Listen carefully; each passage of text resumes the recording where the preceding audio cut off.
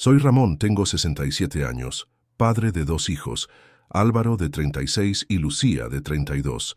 Vivo en Almagro, en la provincia de Ciudad Real, donde los inviernos son secos, fríos y asolan los huesos. Lo que pasó esa noche no fue una sorpresa, pero sí fue la última vez que me dejé pisotear sin hacer nada. Ese 31 de diciembre, como cada año desde que murió Carmen, mi mujer, me propuse reunir a la familia en la vieja casa de piedra donde criamos a los niños. No porque me hiciera ilusión especial, sino porque sentía que, si dejaba de hacerlo, sería como rendirme del todo. Desde que ella se fue, ya van 6 años, me he aferrado a las costumbres como si fueran cuerdas salvavidas. Aunque cada año me cuesta más, hacía un frío de 1000 demonios. Encendí la chimenea temprano, puse garbanzos a cocer para hacer un cocido con sacramentos, como enseñó mi madre, y puse vino de Valdepeñas a decantar sobre la mesa. También corté jamón de guijuelo, puse queso manchego curado y asé unas almendras. Preparé todo con esmero, como si eso pudiera ablandar algo en ellos, como si eso pudiera recordarle a mis hijos que aquí hay alguien que los quiere. Llegaron a eso de las 8, Álvaro con su mujer, Bea, y los 2 críos que apenas me saludaron antes de encerrarse con el móvil en el sofá. Lucía llegó algo después, con esa cara que pone cuando no quiere estar aquí, pero no puede decirlo. Traía una ensalada rara con mango y rúcula para equilibrar un poco el menú, dijo con una media sonrisa. Yo solo asentí. Nadie me preguntó cómo estaba. Durante la cena intenté mantener el ambiente ligero. Hablé del frío que pelaba allá afuera, de cómo la panadería del barrio había cerrado, de la última vez que vi a Andrés, mi viejo compañero del taller, pero nadie me escuchaba del todo. Lucía contestaba mensajes, Álvaro hablaba de criptomonedas, Bea reía con un vídeo que le mandaron. Solo los niños parecían pasarlo bien peleando por la última croqueta. ¿Está buena la carne?, pregunté, sirviendo más cordero asado a Álvaro. Sí, papá, aunque está algo seca, soltó, sin mirar siquiera. Lo dijo como quien corrige a un camarero. Respiré hondo y me tragué el comentario. No era la primera vez, ni la peor. Me concentré en las luces del árbol, parpadeando como un suspiro triste. Cuando faltaban 5 minutos para medianoche, todos se acercaron a la tele, donde ponían las campanadas desde la Puerta del Sol. Coloqué las uvas en montoncitos de 12. Ya sabes, una por cada campanada, para la suerte. Carmen siempre decía que si te atragantas con una, lo mejor es parar y no tentar más al destino. Vi a Bea sacar una foto de la mesa y subirla a Instagram. Cena tradicional en casa del abuelo, escribió sin mencionarme, ni una palabra. Como si yo fuera solo una escenografía más. Las campanadas empezaron. Todos se metieron las uvas a la boca con prisa. Yo iba más lento. La tercera me costó. La quinta me la salté. En la octava ya no seguía. Miraba a mi familia en silencio. Todos con la boca llena, riendo, grabando vídeos. Me sentí como un extraño en mi propia casa, como un fantasma del pasado, un mueble viejo. Y entonces, justo cuando daban las 12 y todos alzaban la copa, Álvaro dijo medio en broma y medio en serio, a ver si este año papá deja de ser tan miserable, que ni para brindar pone buena cara. Las risas fueron nerviosas. Algunos intentaron disimular, otros hicieron como que no oyeron. Yo sí oí todo. Me quedé quieto, la copa en la mano. La miré como si no supiera qué hacer con ella. Mi garganta estaba seca, no por el vino, por el desprecio, por el hartazgo, por la forma en que mi hijo, al que llevé al colegio en moto bajo la lluvia, al que ayudé a montar su primera empresa con mis ahorros, me reducía a una mueca amarga frente a su brindis forzado. Tragué saliva, sonreí, pero por dentro algo se rompió, o quizás no se rompió. Quizás simplemente se cayó lo que llevaba años sosteniendo con alambres invisibles. No dije nada, no todavía. Solo apreté los dedos alrededor de la copa, notando cómo el cristal temblaba bajo mi mano. Afuera, los fuegos artificiales empezaban a iluminar el cielo de Almagro, pero aquí dentro, en mi salón, lo único que estallaba era la paciencia que me quedaba. Y esa noche, decidí no quedarme más callado. El resto de la noche siguió, como suelen seguir estas cosas cuando la incomodidad se instala sin aviso, a empujones, entre risas forzadas y miradas que no se cruzan, me convertí en sombra, ni siquiera sombra, en pared. Todos pasaban a mi lado como si no estuviera. Álvaro, después de su comentario, no se disculpó. Bea dijo algo como: «Ay, ya está, no te lo tomes a pecho, Ramón». Pero no hubo perdón. Ni siquiera hubo espacio para que mi herida se nombrara. Y eso es lo que más dolió. Lucía se refugió en la cocina, limpiando platos que no necesitaban limpiarse. Siempre fue así. Evitaba el conflicto con silencios de trapo mojado.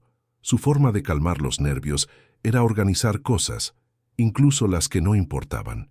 Yo me quedé en mi butaca, junto a la chimenea, escuchando a los niños jugar con sus consolas. De vez en cuando uno de ellos gritaba: «Abuelo, mira esto», y yo me levantaba como un resorte, con una ilusión que me duraba exactamente lo que tardaban en olvidarse de mí otra vez.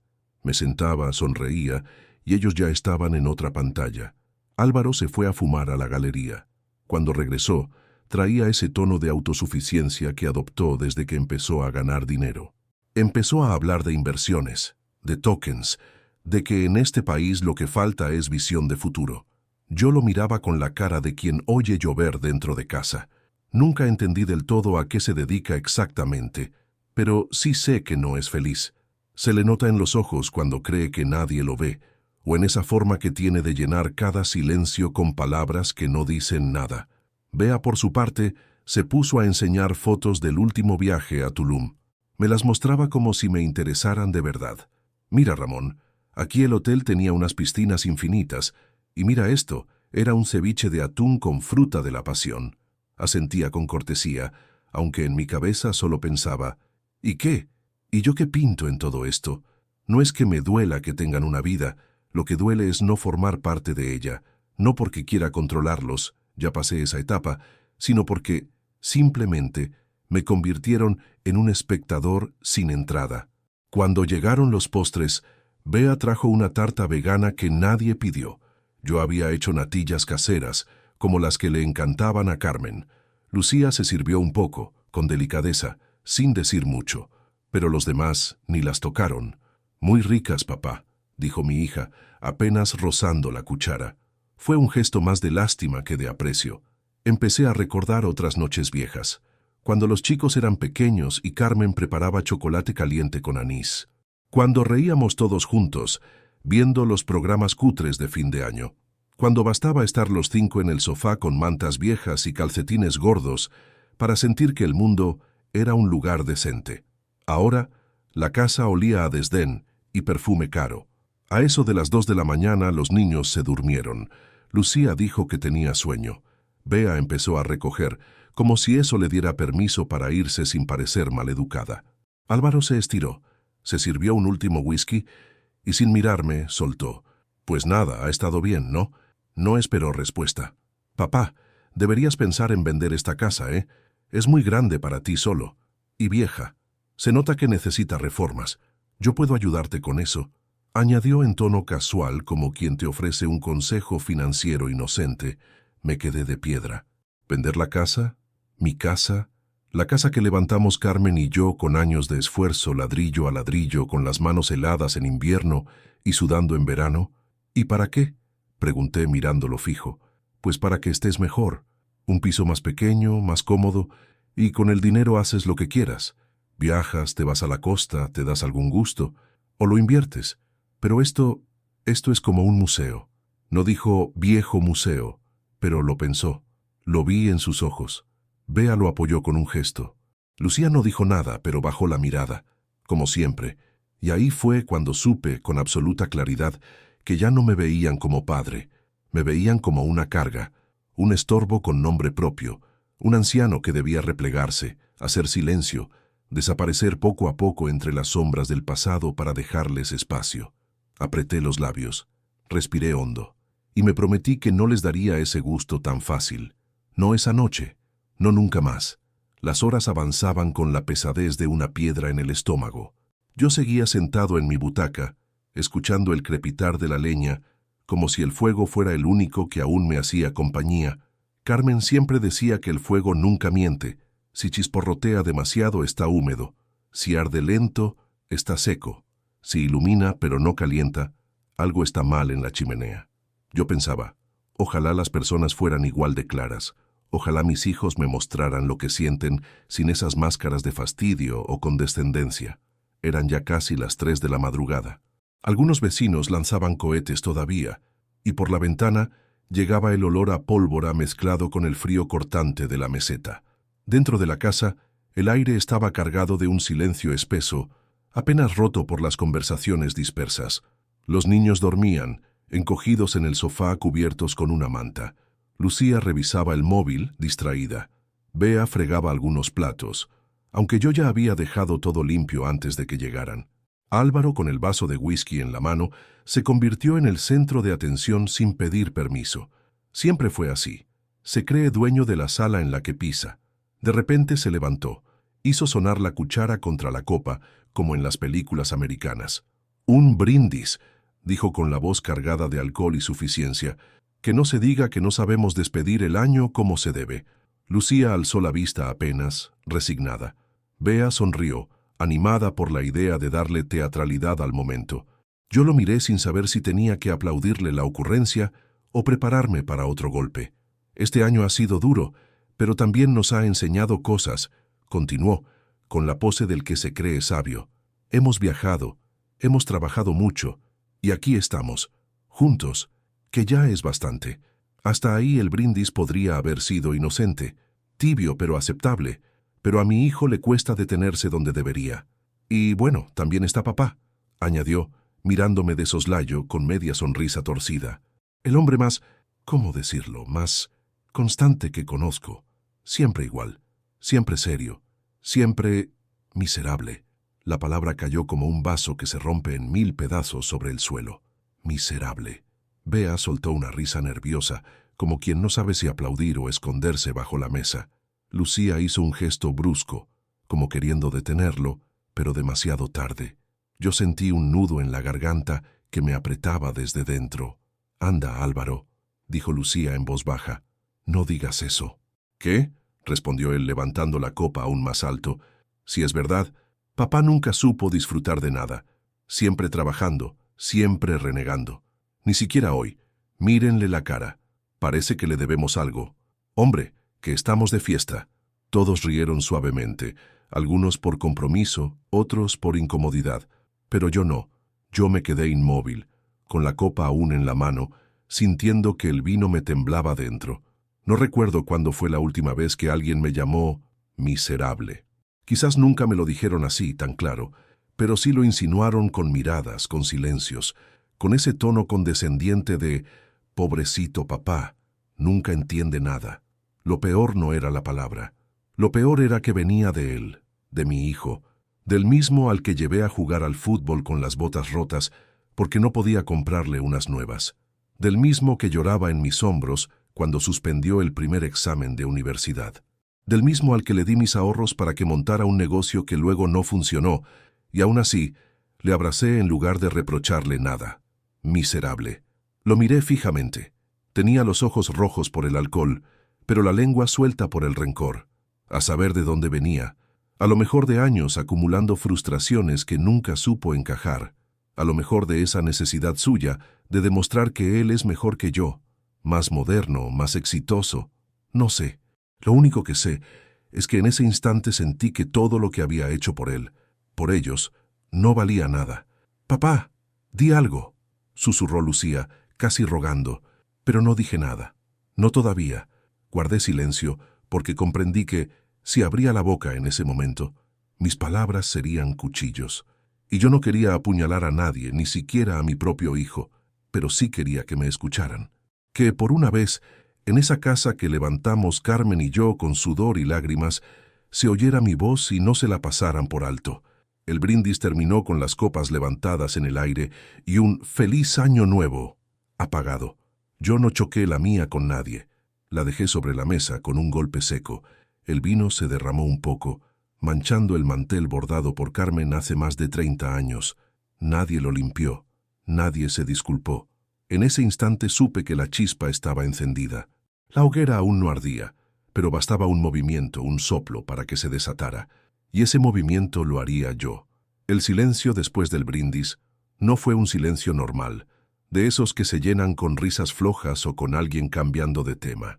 Fue un silencio espeso, como un manto que se nos echó encima a todos. Yo lo sentí como si la chimenea de pronto se hubiera apagado y el frío del invierno se colara sin pedir permiso. Me quedé allí sentado, mirando a mi hijo como quien mira a un extraño que de pronto ha invadido tu casa. Él seguía con su copa en la mano, medio sonriente, como si no hubiera dicho nada grave, como si su comentario hubiera sido solo una broma más de sobremesa. Bea intentó recomponer el ambiente con su vocecita dulce. «Venga, hombre, no exageremos. Si al final todos sabemos que Ramón es un buenazo, solo que le cuesta mostrarlo». ¿Buenazo? Esa palabra me sonó a limosna, como si me concedieran un título menor para calmar la vergüenza que les provocaba tenerme sentado allí, recordándoles de dónde vienen. Lucía, en cambio, bajó la cabeza. No dijo nada. Yo vi cómo se mordía el labio inferior, gesto que hacía desde pequeña cuando algo le dolía. Pero no me defendió. Nunca lo hacía. No era su manera. El reloj marcaba las 3:30. Afuera, los últimos cohetes retumbaban sobre el cielo de Almagro. El eco llegaba como cañonazos sordos entre las casas de piedra. Dentro, solo se oía el chasquido del fuego y los vasos al posarse en la mesa. Fue entonces cuando sentí que no podía seguir tragando, que no podía dejar que aquella palabra, miserable, quedara flotando en el aire, repitiéndose como un eco maldito, como si fuera una verdad escrita en piedra. Tenía que hacer algo, pero no un grito, no un golpe en la mesa, no una rabieta de viejo resentido. No, tenía que ser algo que ellos recordaran toda su vida. Me levanté despacio. Nadie me miró. Estaban ocupados recogiendo, hablando en susurros, fingiendo que nada había pasado. Crucé el salón, mis pasos resonando contra las baldosas frías. Pasé junto a la mesa, acariciando con los dedos el mantel bordado por Carmen, como si ella estuviera allí, dándome valor. Fui hacia el pasillo. Allí, en la pared, estaba la caja de fusibles, la misma que siempre arreglaba yo cuando saltaba la luz en las tormentas de verano. Puse la mano sobre la tapa metálica. Sentí el frío del hierro en la piel. Y entonces, sin dudar, bajé la palanca principal. ¡Clac! La casa entera se quedó en tinieblas. El murmullo se convirtió en exclamaciones. «¿Qué pasa?», gritó Bea. «Papá, ¿qué haces?», soltó Lucía, asustada. «¿Pero qué demonios?», masculló Álvaro.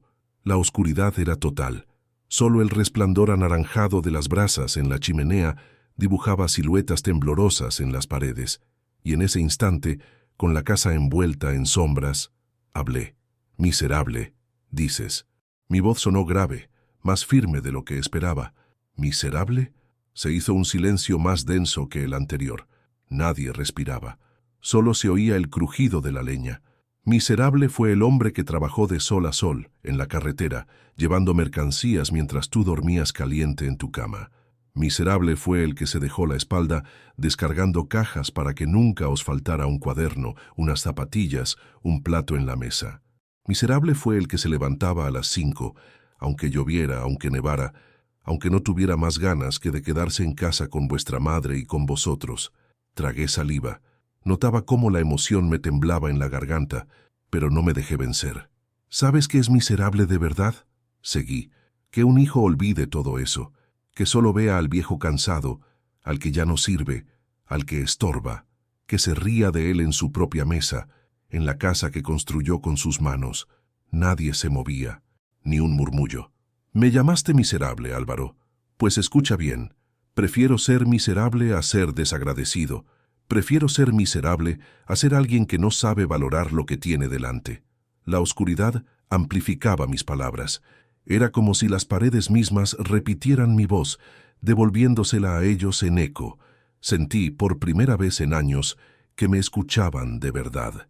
Di un paso más hacia el salón. Vi los ojos de Bea brillando en la penumbra, asustada. Vi a Lucía con las manos juntas, como rezando. Y vi a Álvaro quieto, con la mandíbula apretada. «Y os digo algo más», concluí, bajando la voz. «Esta casa no es un museo. Esta casa es mi vida. Y mientras yo respire, nadie me va a echar de ella». Un silencio sepulcral. Solo el fuego chisporroteando como si aplaudiera en secreto. Entonces Sin esperar respuesta, subí la palanca de nuevo. La luz regresó de golpe, iluminando los rostros tensos de todos. Nadie dijo nada. Nadie se rió. Nadie se atrevió a mirarme a los ojos. Me serví una copa de vino. Bebí un sorbo lento y volví a sentarme junto a la chimenea. El resto de la noche ya no fue igual. Después de subir de nuevo la palanca y devolver la electricidad, la casa quedó tan brillante que casi dolía a los ojos. Pero la claridad no trajo alivio, sino vergüenza. Cada rostro reflejaba algo distinto. Lucía con los ojos rojos, como si hubiera llorado en silencio. Bea con esa expresión incómoda de quien no sabe si disculparse o fingir que nada pasó. Y Álvaro con la mandíbula apretada, mirándome de reojo, incapaz de sostener mi mirada. Yo me senté en mi sillón junto a la chimenea y me serví otra copa de vino. El mantel seguía manchado, testigo mudo de lo que había ocurrido. Nadie se atrevía a hablar. Solo se escuchaba el tic-tac del reloj de péndulo en la pared, que de pronto parecía un martillo golpeando la tensión que colgaba en el aire. «Papá», murmuró Lucía, con voz temblorosa. «No hace falta que digas nada», respondí, cortando el silencio con calma. Ella cerró la boca. Me miró con una ternura culpable que no recordaba desde que era niña. Siempre fue la más sensible, la que absorbía las tormentas sin estallar nunca. Álvaro, en cambio, carraspeó y se levantó bruscamente de la mesa. «Ya está bien, ¿no? No hay que dramatizar tanto, era una broma, nada más». «Una broma es contar un chiste malo», le dije sin alzar la voz. «No humillar a tu padre delante de todos». El aire se congeló. Bea intervino, nerviosa. «Venga ya, no vale la pena seguir con esto. Todos estamos cansados, ¿por qué no dejamos las cosas aquí?» La miré fijamente. «Claro, hija, para ti es fácil decirlo, porque no eras tú a quien llamaban miserable en su propia mesa». No dijo nada más. Bajó la cabeza y se dedicó a recoger los platos, como si el destino de la familia dependiera de que no quedara ni una miga en la mesa. El reloj marcó las 4. El ambiente estaba roto, como un jarrón al que intentas pegar los trozos con cinta adhesiva. Los niños dormían ajenos, respirando con calma bajo la manta. Envidié esa inocencia, esa capacidad de ignorar el dolor de los adultos. Finalmente, Lucía se levantó y vino hacia mí. Me puso una mano sobre el hombro. «Lo siento, papá», susurró. «No por mí, sino por todo, por dejar que llegara a esto». La miré a los ojos. Vi a mi hija de 8 años, con las trenzas deshechas, corriendo a abrazarme cuando volvía de un viaje largo en el camión, y se me hizo un nudo en la garganta. «Tú nunca tuviste la culpa, Lucía», le dije. «Lo único que quiero es respeto, no lo que no me habéis dado nunca. Solo respeto». Ella me abrazó, y en ese gesto, aunque breve, encontré más consuelo que en todas las palabras de la noche. Álvaro, mientras tanto, seguía con su whisky, evitándonos con la mirada. Cuando Lucía me soltó, él dijo en voz baja, casi inaudible: «No quería... Bueno, no lo dije así. Lo dijiste exactamente así», le respondí. Y se acabó. Nadie añadió más palabras. Era inútil seguir golpeando esa piedra que se negaba a soltar chispas.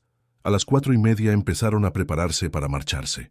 Bea despertó a los niños con suavidad, y ellos se frotaron los ojos sin entender qué pasaba. Lucía buscó su abrigo y me dijo que pasaría otro día a verme. Álvaro, sin mirarme, se limitó a dar un seco: «Bueno, feliz año, papá». No respondí, ni les acompañé hasta la puerta. Me quedé en mi butaca, viendo cómo la casa se vaciaba poco a poco, dejando tras de sí un silencio distinto. No espeso como antes, sino hueco, como si hubieran arrancado algo del aire. Cuando el portazo retumbó y supe que se habían marchado, el silencio me rodeó del todo. Solo quedaba la chimenea, reducida a brasas. Fui hasta ella, removí un poco con el atizador y el fuego revivió un instante, iluminando la estancia. El calor me envolvió y sentí que al menos ese fuego seguía de mi lado. Subí a la habitación. El pasillo estaba helado, con ese olor a piedra vieja que tanto caracteriza las casas de pueblo. Me quité la chaqueta y me miré en el espejo del armario. El rostro que vi era el de un hombre cansado, sí, pero también firme. Un hombre que esa noche había recuperado su voz. Me acosté solo. La cama fría me recibió como un reproche. Cerré los ojos y pensé en Carmen. ¿Qué habría hecho ella? Quizás habría encontrado la manera de suavizarlo todo, de tender un puente. Ella siempre fue mejor que yo en esas cosas, pero también sé que no me habría dejado pisotear. Habría defendido nuestra dignidad, como lo hice yo al apagar las luces. Me dormí tarde, con el eco de esa palabra aún retumbando en mi cabeza. Miserable. Pero ahora sonaba distinto. Ya no como una condena, sino como un detonante. El inicio de algo que estaba por venir. El amanecer del 1 de enero llegó silencioso, sin música, sin abrazos, sin ruido de niños correteando por la casa. Solo el canto ronco de algún gallo lejano y el frío implacable que se colaba por las rendijas de las ventanas viejas. Abrí los ojos con esa pesadez que no se debe solo al sueño, sino al peso de lo que uno ha vivido la noche anterior. La cama estaba helada, como todas desde que Carmen se fue. A veces estiro la mano por costumbre, como si ella siguiera ahí, y me encuentro con el vacío. Esa mañana, sin embargo, no busqué nada. Me limité a levantarme, a calzarme las zapatillas gastadas y a bajar a la cocina.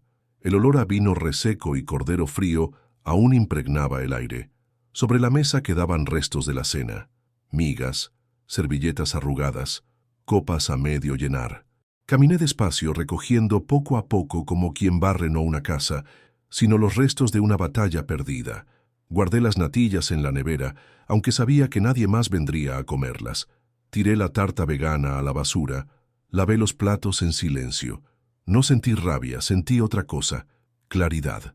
Una especie de calma extraña, como si de repente hubiera entendido que ya no podía seguir viviendo para los demás.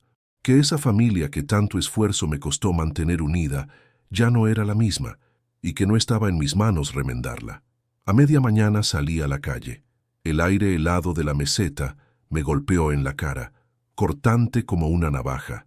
Caminé por las calles empedradas de Almagro, casi vacías, salvo por algún vecino que barría la acera después de la fiesta. Saludé con la mano a Julián, el panadero, que me devolvió un feliz año cargado de sinceridad.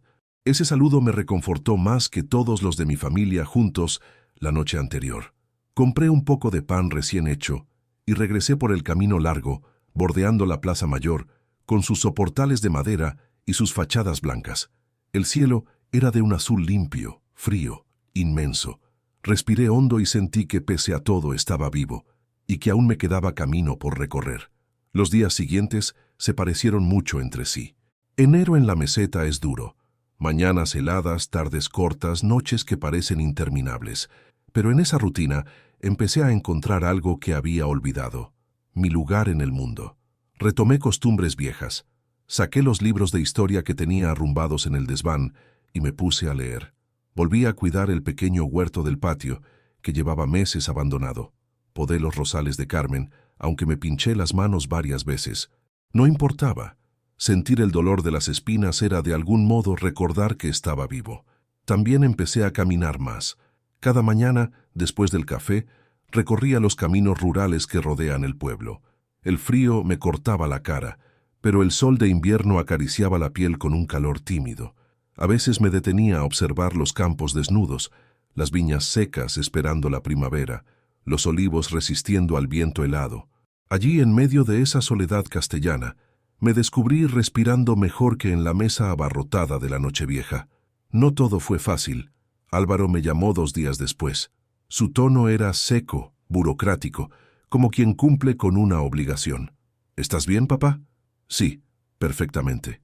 Bueno, pues nada, que si necesitas algo... No necesito nada, hijo. Gracias. Y colgamos. Lucía, en cambio, vino a verme una tarde. Trajo churros de la churrería del barrio y nos sentamos a merendar frente a la chimenea. Ella no habló del incidente. Yo tampoco. Pero su silencio era distinto. No era cobarde. Era cómplice. Sus ojos decían más que cualquier palabra. Y ese día comprendí que, aunque mi hijo mayor me había fallado, mi hija seguía siendo mi ancla. Un domingo fui por primera vez al centro de jubilados del pueblo. Nunca me había atrevido antes. Siempre pensé que era un lugar para viejos que no tenían nada mejor que hacer. Pero ese día entré, casi por curiosidad, y me encontré con un grupo jugando al dominó, otro cantando coplas al son de una guitarra, y un par de señoras riendo mientras preparaban chocolate caliente. Me invitaron a sentarme, y allí, en ese lugar humilde, descubrí que la vida todavía podía ofrecerme compañía, risas y calor humano. No se trataba de sustituir a mi familia, nadie puede hacerlo, pero sí de recordar que no estaba acabado, que aún podía tejer nuevos lazos, que aún podía ser algo más que ese miserable que mi hijo creyó ver. Cada día de enero, mientras caminaba por los campos helados, repetía en silencio una promesa: no volveré a permitir que me apaguen la dignidad. Ese mes duro, seco y frío me enseñó más que todos los años anteriores, que a veces hay que soltar lo que uno más quiere para poder seguir respirando, que la soledad no siempre es castigo, a veces es libertad. El año fue avanzando como avanzan las estaciones en la meseta, sin prisa pero con firmeza. Enero se volvió febrero, febrero en marzo, y cuando la primavera comenzó a pintar de verde los campos resecos, yo ya no era el mismo hombre que aquella noche de Nochevieja se tragó la palabra miserable como si fuera veneno. Algo había cambiado, no en ellos, sino en mí. Me hice amigo de un grupo del centro de jubilados. Con ellos empecé a descubrir que la vida todavía podía ser ligera. Algunos días jugábamos al dominó hasta que se hacía de noche. Otros salíamos en excursiones pequeñas por los pueblos cercanos. Visitamos Manzanares, Daimiel, y hasta fuimos a ver las tablas, donde los patos y garzas revoloteaban sobre el agua, como si no existiera la tristeza. Allí, en medio de aquel paisaje tan vivo, me sorprendí riendo de verdad, con ganas, como hacía años no lo hacía. También recuperé viejos gustos. Empecé a escribir en un cuaderno de tapas azules, anotando recuerdos, pensamientos, incluso frases sueltas que me venían a la mente. No lo hacía para nadie más, solo para mí. Era como conversar con un Ramón más joven, uno que aún creía que todo tenía sentido. En casa, seguí cuidando el huerto y los rosales de Carmen. Una tarde, mientras ataba las ramas de un rosal que había crecido torcido, pensé que así había sido mi vida, torcida, golpeada por vientos que no podía controlar, pero aún en pie, floreciendo, aunque nadie se detuviera a mirar. Álvaro me llamó un par de veces más. Sus llamadas eran rápidas como quien paga una deuda. Nunca mencionó aquella noche, y yo tampoco lo forcé. Si algún día quiere disculparse, sabrá dónde encontrarme. Pero ya no vivo esperando eso. He aprendido que hay perdones que, aunque lleguen, no sanan, y que la dignidad no se negocia con promesas tardías. Lucía, en cambio, se volvió más cercana. Vino a verme con más frecuencia, a veces sola, otras con amigas. Cocinamos juntos unas migas manchegas como hacía su madre, y esa tarde, mientras removíamos la sartén enorme con ajo y panceta, me dijo: «Papá, yo sé que no siempre estuve ahí cuando debí, pero estoy aquí ahora», y ese «aquí ahora» valía más que 1000 disculpas. El verano trajo calor, y con él las fiestas del pueblo. Fui por primera vez en mucho tiempo a la plaza, donde montaron la verbena. Allí me encontré bailando un pasodoble con Maruja, una viuda del barrio, y reímos como dos adolescentes. No sé si aquello era amor, amistad o simplemente compañía. No me importaba. Me bastaba con sentir que todavía podía compartir momentos sin cargar con sombras. Y así, poco a poco, llegamos a diciembre otra vez.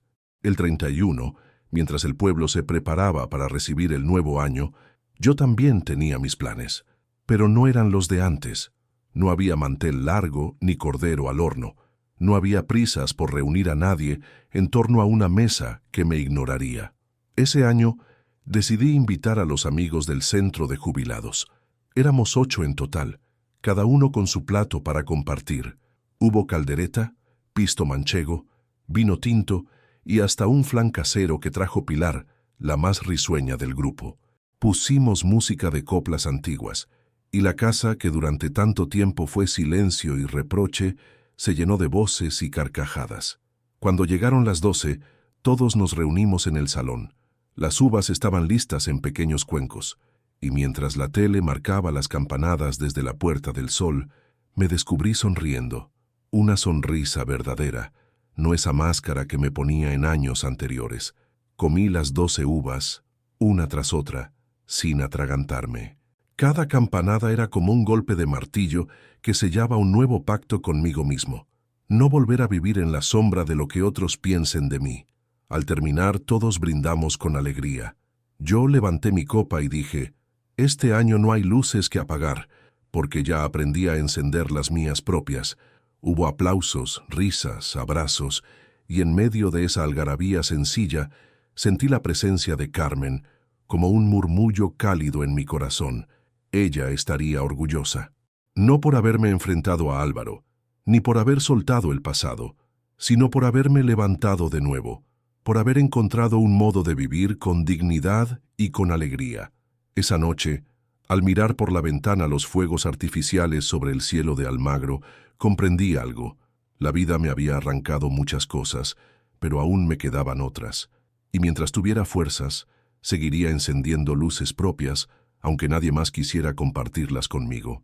Porque al final, la verdadera victoria no fue que mi hijo se arrepintiera, ni que mi familia me reconociera. La verdadera victoria fue recuperar mi voz, mi paz y mi libertad. Y con eso, bastaba.